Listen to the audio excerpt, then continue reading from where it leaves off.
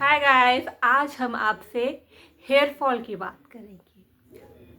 Hair fall मतलब बाल झड़ने की परेशानी।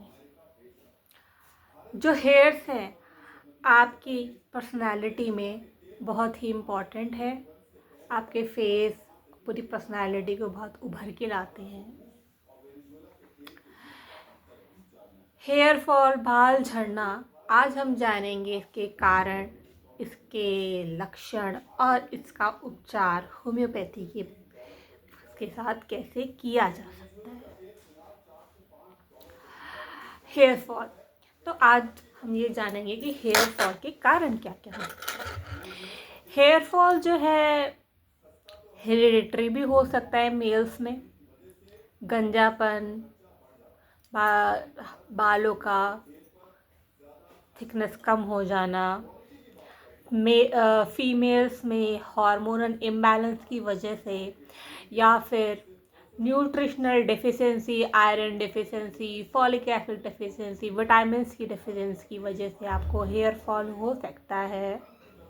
स्ट्रेस की वजह से हेयर फॉल हो सकता है। आपको थायराइड हार्मोनल इम्बैलेंस की वजह से भी हेयर फॉल की शिकायत हो सकती है। प्रेगनेंसी में हो सकती है। हेयर फॉल जो है, आज अब हम जानेंगे कि इसके लक्षण क्या होते हैं। हेयर फॉल दो तरह से भी होता है, एक तो बालों का झड़ना और एक जो बीमारी है एलोपेशिया एरिएटा, जिसमें आपके पैचेस में बाल जाते हैं, जगह जगह पैच बन जाते हैं, पूरा का पूरे पैच से आपके बाल झड़ने लगते हैं और बिल्कुल स्कैल्प में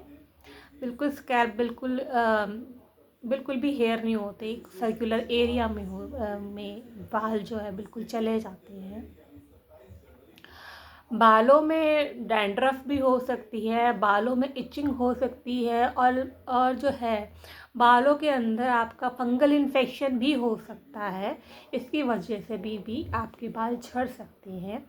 बालों की थिकनेस कम हो सकती है, ड्राई हो सकते हैं, ब्रिटल हो सकते हैं, जिसकी वजह से इनकी हेयर थिनिंग कम हो जाती है। न्यूट्रिशनल डेफिशिएंसी की वजह से आपके हेयर फॉल में जो न्यूट्रिशन है पहुंच नहीं पाता, इसकी वजह से आपके मैसिव हेयर लॉस होने लगता है। तो बेसिकली आज हम ये जानेंगे कि आप हेयर फॉल से कैसे उपचार कर सकते हैं। बेसिकली हम सब पहले आपके लाइफस्टाइल्स के बारे में बात करेंगे। हेयर प्रॉब्लम जो है आपकी, बेसिकली आप बैलेंस फूड खाइए, लॉट ऑफ वाटर, आपकी बॉडी हाइड्रेटेड होनी चाहिए, बहुत सारा फ्रूट्स खाने चाहिए आपको, सैलेड आपका यूज़ होना चाहिए, मिल्क ज़रूर अपनी डाइट में ऐड करें, और अपना जो स्ट्रेस लेवल है उसको कम करने की कोशिश करें। ज़्यादा अपने जो आपके विचार आते हैं माइंड में, उसको अवॉइड करें और अपनी न्यू हॉबीज़ डेवलप करें, वहाँ पे अपना ध्यान बटाएं, जिससे आपका स्ट्रेस लेवल कम हो सकता है। लोगों से बातें करें जिससे आपका स्ट्रेस लेवल कम हो सकता है। अपनी प्रॉब्लम को शेयर करें फ्रेंड्स के साथ, तो आपका स्ट्रेस लेवल कम हो सकता है। तो स्ट्रेस कम होने की वजह से भी आपका जो है हेयर फॉल कम हो सकता है। और आप अपने न्यूट्रिशन में भी आप विटामिन्स ले सकते हैं, जिससे भी आपका हेयर लॉस कम हो सकता है। तो आज हमने ये जाना कि आप डाइट और स्ट्रेस मैनेजमेंट खुद भी कर सकते हैं, जिससे आपका हेयर लॉस कम हो सकता है। और आप अगर बहुत ही हार्मफुल, जो आजकल मार्केट में आप देखेंगे बहुत सारे केमिकल्स वाले शैम्पू और बहुत तरह के प्रोडक्ट्स, जैसे हम लाइटनिंग करवाते हैं और स्ट्रेटनर्स बहुत ज़्यादा यूज़ करते हैं, जिससे बाल आपके बहुत ड्राई हो जाते हैं, उनकी जो लाइनिंग कम हो जाती है और बर्न होने लगते हैं। जैसे हम हेयर स्टाइलिंग कराते हैं, उससे बाल हमारे पतले और बर्न हो जाते हैं। इससे भी अगर आप इन चीज़ें, ये हेयर केमिकल्स या हेयर डाइज को आप अवॉइड करेंगी, जिसकी वजह भी आपका हेयर लॉस कम हो सकता है। तो आज हमने ये जाना कि हेयर लॉस जो है हम कम कैसे कर सकते हैं। आप अपने बालों को एक माइल्ड शैम्पू या कोई माइल्ड प्रोडक्ट ही यूज़ करें जो आपकी बॉडी, आपके हेयर और स्कैल्प को सूट करे। आज हम ये और जानेंगे कि आज आपका हेयर लॉस और कैसे हम कम कर सकते हैं। आप एक नेचुरल ऑयल कोई भी आपकी बॉडी को, आपकी हेयर को, जैसे कि आपका आलमंड आपका है, जैसे कोकोनट ऑयल आप यूज़ कर सकते हैं, आप आंवला ऑयल, कोई भी बेसिक जो ऑयल है वो यूज़ कर सकते हैं। आप वीकली आप 2 बार अगर आप ऑयलिंग करके हेयर वॉश करते हैं तो उससे डर्ट भी कम हो जाता है और आपके हेयर्स में कोई भी फंगल इन्फेक्शन नहीं हो सकता। आप अपने हेयर्स को कम से कम, अगर फीमेल्स अगर लॉन्ग हेयर्स हैं तो कम से कम आप हफ्ते में 2-3 बार हेयर वॉश करें, और मेल्स के लिए मैं कहूँगी आप डेली हेयर वॉश करें, जिससे आपका जो स्कैल्प है वो क्लीन रहे, डस्ट ना हो और आपको किसी भी तरह का फंगल इन्फेक्शन या कोई भी इन्फेक्शन आपकी स्कैल्प को इन्फेक्टेड ना हो, जिससे कि आपका हेयर फॉल रुक सकता है। तो आज हमने जाना हम हेयर फॉल को खुद भी कैसे कंट्रोल कर सकते हैं, कुछ बातों से, डाइटरी से और अपनी हेयर फॉल केयर और हैबिट्स से। Now we are dealing with the homoeopathic treatment of hair fall.